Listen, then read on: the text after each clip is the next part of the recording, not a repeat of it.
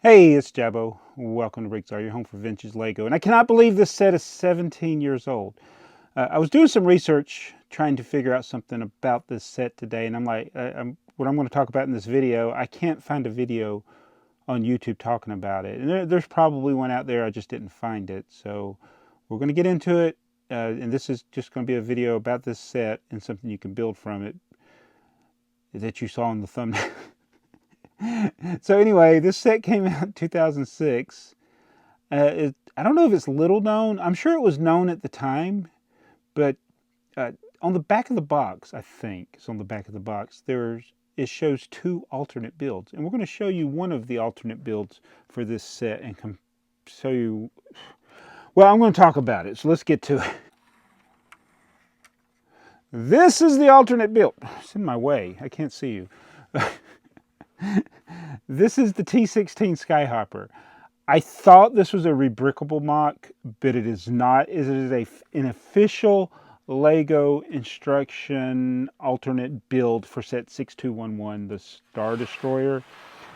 It towers over the Star Destroyer. It almost doesn't seem possible to make such a big set when you look at it compared to the Star Destroyer, but there's a reason why. We're going to talk about that. But anyway, how did I find this? I wasn't looking for alternate builds of Star Wars sets. This was actually found by Joey from Brick Trains, and I think it was while we were filming an A-Full podcast.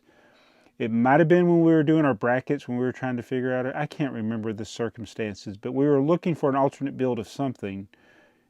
But instead of that, or we might have found, you know what, I don't even, Joey, tell me in the comments. Earl, do you remember what we were looking for? I don't know. But Joey found this instruction for the T-16 Skyhopper. And it's not the only, like I said, there's two alternate builds for set 6211. This is the one I wanted to build, the T-16 Skyhopper. Did I call it a T11? It's a T1. It's a Terminator T101. It's the T-16 Skyhopper. So there was another build. It's a little, some people think it's the Millennium Falcon, but it's not. It's clearly not the Millennium Falcon. It's the Outrider. It's, what's his name? Dak Prescott. No, wait. Dash Riprock. Dash Rendar. Rendar. Whatever. I don't know who he is, but it's. I'm talking about Star Wars, and I don't know who the characters are.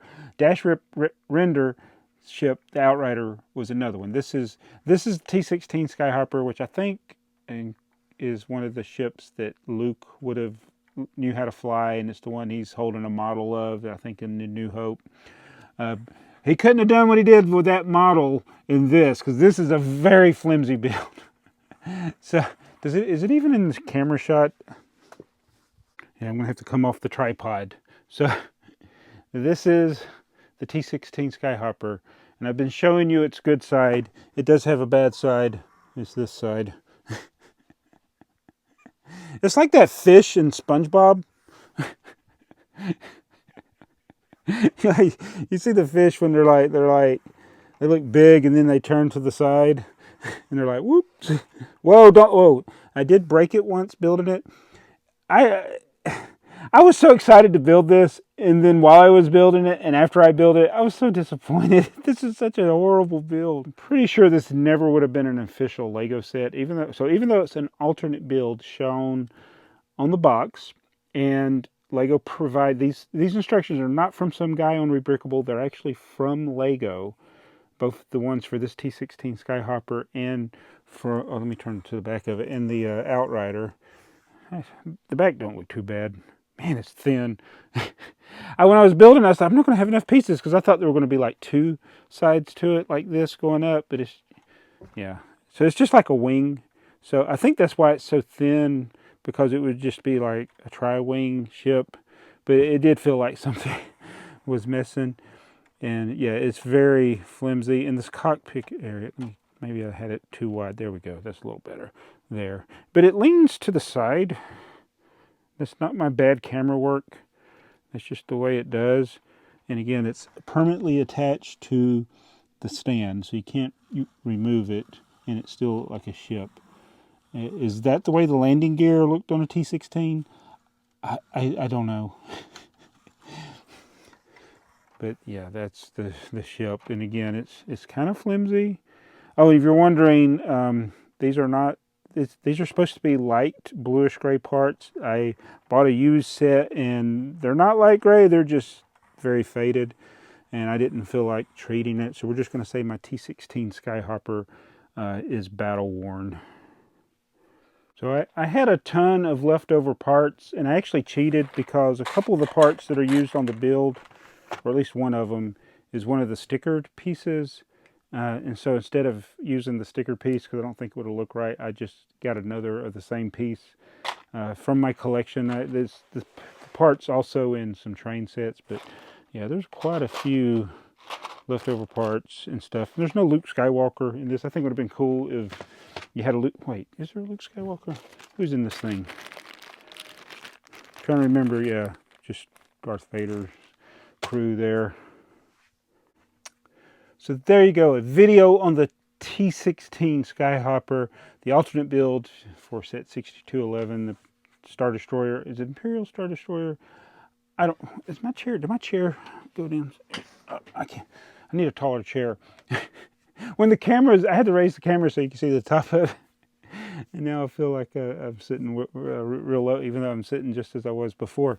That's unnecessary information. So the build, it's just not that great. If this was a set, I'd be hugely disappointed. But being that it's just an alternate build, it was free. I think it's pretty cool that LEGO did this, and it'd be interesting to see how Dash Riprock's ship, the Outrider, looked if it was built, and how sturdy it would be. This thing's very flimsy. Actually, come to think of it, this Star Destroyer is pretty flimsy too, but not as flimsy as this. But I don't think I'll build the Outrider, but you can if you can find the instructions. Maybe I'll share them with you. I don't know. They're not terribly hard to find if you search for LEGO 6211 alternate instructions. So thankfully, LEGO fans have downloaded them and put them on different websites for free.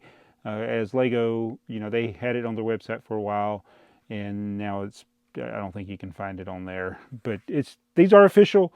It's official LEGO instructions. It's officially built or designed by somebody from the LEGO group. These are not fan models, as best I can tell.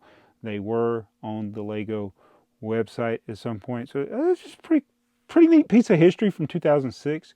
There's the 3-in-1. LEGO brands their sets 3-in-1, 4-in-1, whatever they have today, where they put like 3 or 4 sets in one, or it'll be, literally 3 or 4 sets in one box, or it'll be one set that you can build one of 3 models at a time. But it's nothing new. They've been doing that for a long time. Long time.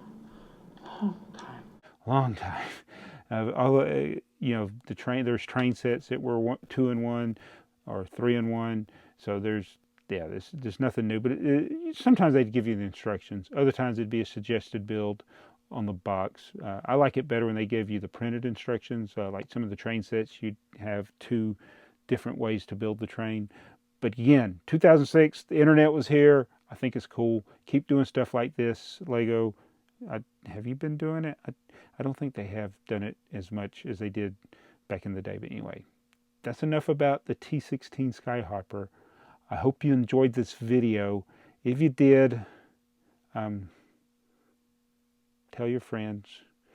If you didn't, tell your enemies. And I'll be back. Need to go listen to Dash Riprock.